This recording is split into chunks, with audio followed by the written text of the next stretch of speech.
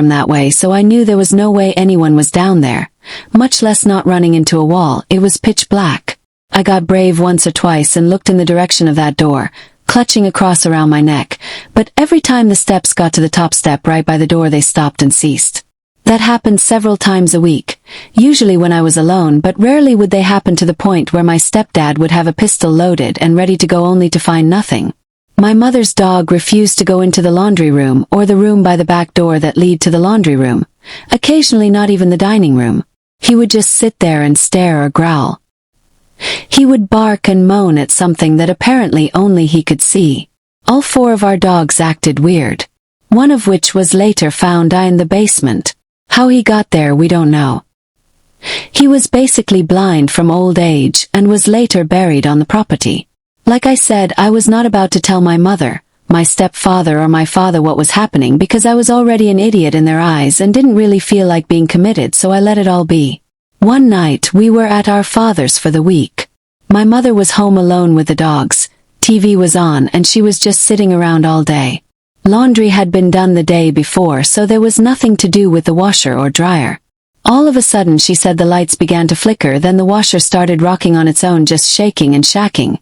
No water was running, but the unit itself was shaking as if in an earthquake, just going crazy.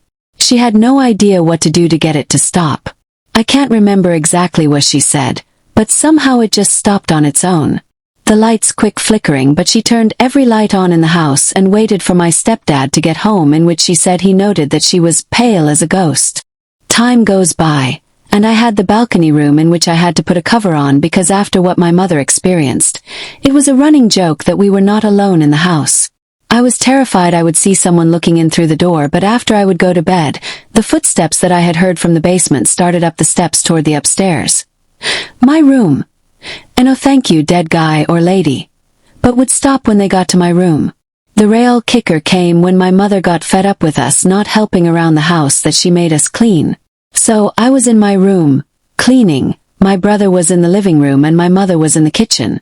No one was talking. There was no music aside from my mother humming who was sweeping. We heard her say something to my brother like, "Honey, I'm trying to sweep, can you please stand over there?" Or, "Excuse me, baby," before asking what he wanted, in which he hollered from another room stating he wasn't in there. He had barely gotten the words out before she let out a blood-curdling scream and dropped the broom. We thought she had fallen, so we ran to her aid. She was trembling in fear, asking us who that man was, where did he go, where did he come from, etc. As expected,